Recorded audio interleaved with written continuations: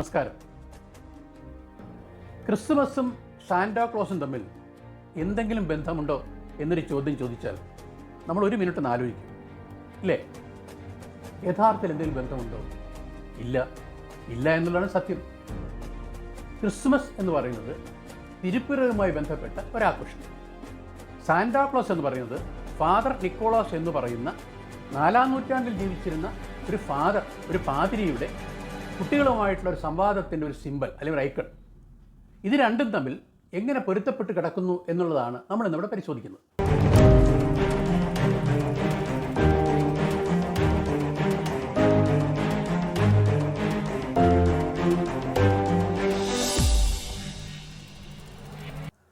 ബെത്ലഹേമിലെ പുൽക്കൂട്ടിൽ പിറന്നു വീണ രാജാക്കന്മാരുടെ രാജാവും അങ്ങ് നോർത്ത് പോളിൽ ജീവിക്കുന്ന, അല്ലെങ്കിൽ നോർത്ത് പോളിൽ എന്ന് ജനങ്ങൾ വിശ്വസിക്കുന്ന 4-ാം നൂറ്റാണ്ടിൽ ജീവിച്ചിരുന്ന ഫാദർ നിക്കോളാസും തമ്മിൽ യാതൊരു ബന്ധമില്ല എന്ന് പറഞ്ഞു കഴിഞ്ഞാൽ ചിലരെങ്കിലും നെറ്റി ചുളിക്കും, അല്ലേ? 4-ാം നൂറ്റാണ്ടിലാണ് ഫാദർ നിക്കോളാസ് പിറന്നതെന്ന് ഞാൻ പറഞ്ഞു. അന്ന് ഫാദറായിരുന്ന ഫാദർ നിക്കോളാസിന് ചുവന്ന കുപ്പായമോ വെള്ളത്തൊപ്പിയോ നീണ്ട താടിയോ കുടവേറോ ഒന്നുമില്ല.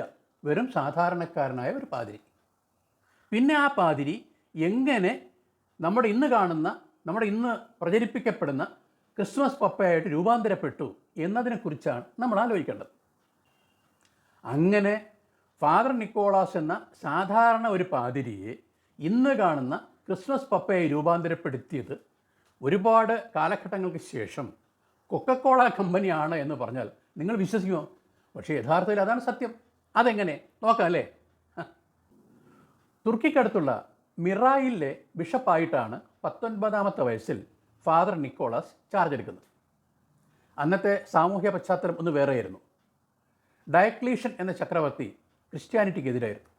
അന്ന് ക്രിസ്ത്യാനിറ്റിക്ക് വേണ്ടി നിലകൊള്ളുന്ന നിക്കോളാസും അനുചരനും അതിനെതിരായി നിലകൊള്ളുന്ന ഭരണവും. എന്തിനു പറയുന്നു? ഡയക്ലീഷ്യൻ ചക്രവർത്തി ഫാദർ നിക്കോളാസ് അടക്കം അനേകം പേരെ വധശിക്ഷയ്ക്ക് വിധിക്കുന്നു. അങ്ങനെ നിക്കോളാസ് ജയിലിനകത്തായി. കുറേ നാളുകൾ കഴിഞ്ഞാൽ വർഷങ്ങൾ കഴിഞ്ഞു. ചക്രവർത്തി മാറി, മറ്റൊരു ചക്രവർത്തി അധികാരത്തിലേറി. ആ ചക്രവർത്തിയുടെ പേര് കോൺസ്റ്റാന്റിൻ. ഈ കോൺസ്റ്റാന്റിൻ ചക്രവർത്തി ക്രിസ്ത്യാനിറ്റിയെ അംഗീകരിക്കുകയും ഫാദർ നിക്കോളാസ് അടക്കം ജയിലിൽ കിടന്ന ആളുകളെയൊക്കെ മോചിപ്പിക്കുകയും ചെയ്തു. അന്ന് തൊട്ട് ഫാദർ നിക്കോളാസ് ക്രിസ്ത്യാനിറ്റിക്ക് വേണ്ടി നിലകൊണ്ടു. അന്ന് ഫാദർ നിക്കോളാസ് സ്നേഹം പരത്തുന്ന ഒരു വടവൃക്ഷം പോലെയായിരുന്നു. എല്ലാവരെയും സ്നേഹിക്കുക, ആവുന്നത്ര സഹായങ്ങൾ ചെയ്യുക. അങ്ങനെ ജീവിച്ചു വന്ന നിക്കോളാസിനെ ചുറ്റിപ്പറ്റി അനേകം കഥകൾ അക്കാലത്ത് തന്നെ പ്രചരിച്ചു വന്നു. അന്ന് ദരിദ്രനായ ഒരു പിതാവ് ഒരു സ്ഥലത്തുണ്ടായിരുന്നു. ആ പിതാവിന് 3 പെൺമക്കൾ. 3 പെൺമക്കൾ പ്രായപൂർത്തിയായി വന്നപ്പോഴത്തേക്ക് ആ പെൺകുട്ടികളെ വിവാഹം കഴിച്ചയക്കാനുള്ള ധനസ്ഥിതിയും സാമ്പത്തിക ശേഷിയൊന്നും നമ്മുടെ ഈ പിതാവിനുണ്ടായിരുന്നില്ല. അന്നത്തെ സാമൂഹ്യ വ്യവസ്ഥിതി മറ്റൊരു തരത്തിൽ നമ്മൾ ഇന്ന് കാണുന്ന പോലെ അല്ല. അന്ന് ഈ പെൺകുട്ടികൾക്ക് നല്ല ഭർത്താക്കന്മാർ കിട്ടാതെ വന്നപ്പോൾ സ്വാഭാവികമായിട്ടും അവർ എന്ത് ചെയ്തു? വേശ്യാവൃത്തിയിലേക്ക് തിരിയുന്ന ഒരു സ്ഥിതിയിലേക്ക് എത്തി. അങ്ങനെ അവർ രാത്രി തീരുമാനിച്ചു, ഇനി നാളെ മുതൽ നമുക്ക് വേശ്യാവൃത്തിയിലേക്ക് തിരിയാം. അടുത്ത ദിവസം രാവിലെ അവർ മുറി തുറന്നു നോക്കുമ്പോൾ മുറിക്കകത്ത് 3 പണസഞ്ചികൾ കാണപ്പെട്ടു. ഈ പണസഞ്ചികൾ എറിഞ്ഞത് ആരും അറിയാതെ നമ്മുടെ ഫാദർ നിക്കോളാസ് ആയിരുന്നു. പണസഞ്ചി കിട്ടിയതോടുകൂടി ആ വീട്ടിലെ സന്തോഷം അലയടിച്ചു. അവർ എന്ത് ചെയ്തു? പിന്നെ അങ്ങോട്ട് പറയണ്ടല്ലോ. ധനസ്ഥിതി മെച്ചപ്പെട്ടത് കാരണം നല്ല നല്ല ബന്ധങ്ങൾ ആലോചനയിലേക്ക് വന്നു. അങ്ങനെ ആ പിതാവിന് തൻ്റെ പെൺമക്കളെ നന്നായി വിവാഹം കഴിച്ചയക്കാൻ പറ്റി. മറ്റൊരു സംഭവം, അക്കാലത്ത് നിരപരാധികളായ കുറേ ആളുകൾ ജയിലഴികൾക്കുള്ളിലായി. അവർ നിരപരാധികളാണെന്ന് ഫാദർ നിക്കോളാസിന് ബോധ്യപ്പെട്ടു. അങ്ങനെ ഫാദർ നിക്കോളാസ് അന്നത്തെ രാജാവിന് സ്വപ്നദർശനം നൽകി ഈ നിരപരാധികൾ മോചിപ്പിക്കാൻ സഹായിച്ചു എന്ന് മറ്റൊരു കഥ അന്ന് പ്രചരിപ്പിക്കുന്നു. നിക്കോളാസിൻ്റെ സ്നേഹം പങ്കിട്ടതിൽ ഏറ്റവും പ്രധാനപ്പെട്ട പങ്ക് വഹിച്ചത് കുട്ടികളായിരുന്നു എന്നാണ് എല്ലാ സംഭവങ്ങളും നമ്മൾ പരിശോധിക്കുമ്പോൾ മനസ്സിലാവുന്നത്. അനേകം കഥകൾ വേറെയുണ്ട്, നമ്മൾ അതിലേക്ക് വളരെ വിശദമായിട്ട് തൽക്കാലം പോകുന്നില്ല, സമയപരിമിതി തന്നെ കാരണം. AD 343 ഡിസംബർ 6 അന്നാണ് നിക്കോളാസ് ഭൂജാതനായത്. ആ ഡിസംബർ 6 നിക്കോളാസിൻ്റെ ഓർമ്മയ്ക്കായി ലോകത്തിൻ്റെ വിവിധ ഭാഗങ്ങളിൽ ആഘോഷിക്കപ്പെടുന്നു എന്നാണ് പറയപ്പെടുന്നത്.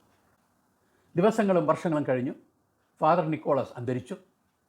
പള്ളിയിൽ കല്ലറയിലടക്കിയ നിക്കോളാസിന് ചുറ്റിപ്പറ്റി അനേകം അത്ഭുത കഥകൾ നിലവിൽ വന്നു. ഞാൻ നേരത്തെ പറഞ്ഞ കഥകളോടനുബന്ധിച്ച് മറ്റു ചില അത്ഭുത കഥകളും ഉണ്ടായി. ഭക്തജനങ്ങൾ ചിലരെങ്കിലും നിക്കോളാസിനെ ഒരു ആരാധക പുരുഷനായി വാഴ്ത്താൻ തുടങ്ങി. അങ്ങനെ ഇരിക്കെയാണ് ആ നാട്ടിൽ ഒരു തീവ്രവാദ ആക്രമണം നടക്കുകയും അവിടുത്തെ സാമൂഹ്യ സന്തുലിതാവസ്ഥ തകരുകയും ചെയ്തു. അങ്ങനെ ഇരിക്കെ കുറേ ചോരന്മാർ, അതായത് കുറേ കള്ളന്മാർ ഈ നിക്കോളാസിൻ്റെ കല്ലറയിൽ കടന്ന് നിക്കോളാസിൻ്റെ ശരീര അവശിഷ്ടങ്ങൾ എടുത്തുകൊണ്ട് അവരുടെ നാട്ടിലേക്ക് പോയി. മറ്റൊരു വിഭാഗം കുറേ ബാക്കി വന്ന അവശിഷ്ടങ്ങൾ എടുത്തുകൊണ്ട് വെനീസിലേക്കും പോയി. ഇങ്ങനെ മിറായിൽ നിന്നും നിക്കോളാസിൻ്റെ ശവശരീരത്തിൻ്റെ ഭാഗങ്ങൾ അവിടെ നിന്ന് അപ്രത്യക്ഷമായി മറ്റു 2 രാജ്യങ്ങളിലേക്ക് എത്തിച്ചേർന്നു. അങ്ങനെ എത്തിച്ചേർന്നതിന് ശേഷം എന്ത് സംഭവിച്ചെന്നറിയാമോ? ആദ്യ വിഭാഗം കള്ളന്മാർ എടുത്തുകൊണ്ടുപോയി കല്ലറയിൽ സംസ്കരിച്ച ഫാദർ നിക്കോളാസിൻ്റെ ശവശരീരത്തിൽ നിന്നും ഒരു തരത്തിലുള്ള വിശേഷപ്പെട്ട ദ്രാവകം പുറപ്പെട്ടു എന്ന് പറയപ്പെടുന്നു. ആ ദ്രാവകം പരിശോധിച്ചപ്പോൾ അത് രോഗശമനത്തിന് കാരണമായി. അങ്ങനെ ഒരു കഥ പ്രചരിക്കുകയും തുടർന്ന് നിക്കോളാസിൻ്റെ പള്ളിയിൽ ധാരാളം ഭക്തജനങ്ങൾ സന്ദർശിക്കുകയും ഉണ്ടായി. അപ്പോൾ ഇറ്റലിയിലും വെനീസിലും മാത്രമല്ല മറ്റു രാജ്യങ്ങളിലും ഈ നിക്കോളാസ് എന്ന ഫാദറിൻ്റെ അത്ഭുത പ്രവൃത്തികൾക്ക് പ്രചാരം സിദ്ധിച്ചു. അങ്ങനെയാണ് ജർമ്മൻകാരും നെതർലൻഡുകാരും നിക്കോളാസിനെ ഉപയോഗിച്ച് തുടങ്ങിയത്. Father Christmas, father Nicholas, Kris Kringle എന്ന പല പേരുകളിൽ ഫാദർ അറിയപ്പെട്ടു. ഏകദേശം 5-6 നൂറ്റാണ്ട്, ഏകദേശം 600 വർഷങ്ങളോളം ഇങ്ങനെ കഴിഞ്ഞു. മറ്റ് പ്രധാനപ്പെട്ട സംഭവങ്ങളൊന്നും ഉണ്ടായില്ല. 1823 പിന്നെ അടുത്ത ഒരു ട്വിസ്റ്റ് ഉണ്ടാകുന്നത്. ക്ലാർക്ക് മൂർ എന്നൊരു കവി ഉണ്ടായിരുന്നു. ആ കവി ഒരു കവിത രചിച്ചു. ആ കവിത രചിച്ചതിൽ ഈ നിക്കോളാസ് ഒരു പ്രധാന കഥാപാത്രമായിരുന്നു. ആ പ്രധാന കഥാപാത്രമായ നിക്കോളാസിനെക്കുറിച്ച് പൊടിപ്പും തൊങ്ങലും വർണ്ണിച്ച് ഒരു പ്രസിദ്ധിയുടെ പുതിയ മേലങ്കി ഈ നിക്കോളാസിന് പുറത്ത് ഈ കവി ചാർത്തി.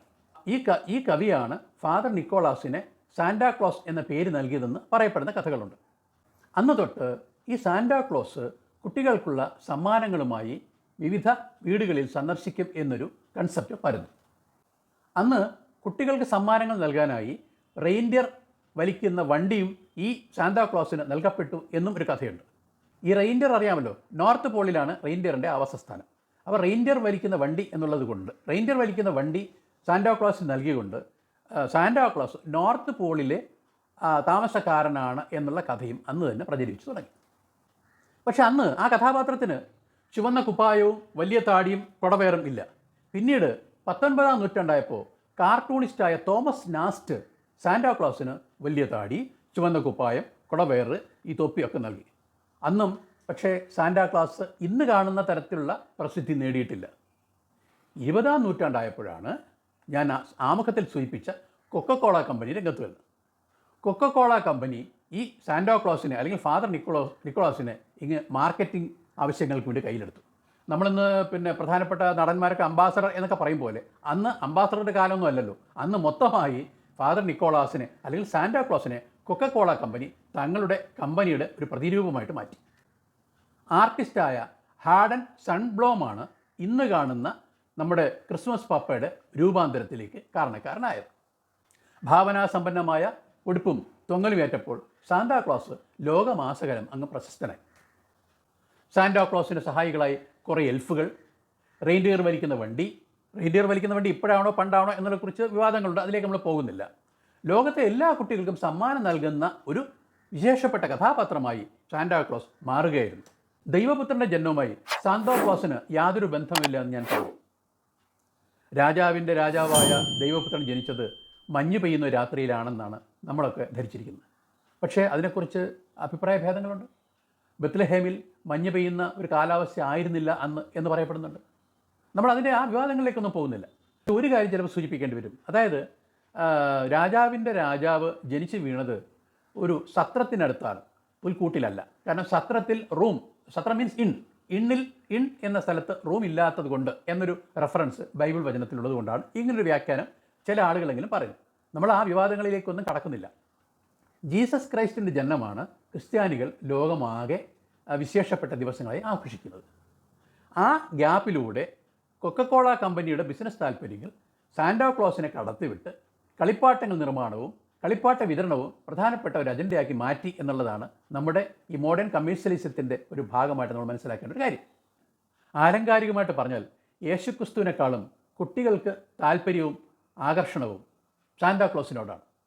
ഒരുപക്ഷേ യേശുക്രിസ്തുവിൻ്റെ കഥകളെക്കാളും സാന്താക്ലോസിൻ്റെ കഥകൾ കേൾക്കാനും സാന്താക്ലോസിൻ്റെ സാമീപ്യം അനുഭവിക്കാനും ആയിരിക്കും കൊച്ചുകുട്ടികൾക്ക് താല്പര്യം. ആകാശത്തെ കണ്ണും നട്ട് കോടിക്കണക്കിന് കുട്ടികളാണ് ഇന്ന് സാന്താക്ലോസിൻ്റെ റെയിൻഡിയർ വലിക്കുന്ന വണ്ടിയെയും സമ്മാന സഞ്ചികളെയും ചിമ്മിനികൾക്ക് താഴെ കാത്തിരിക്കുക.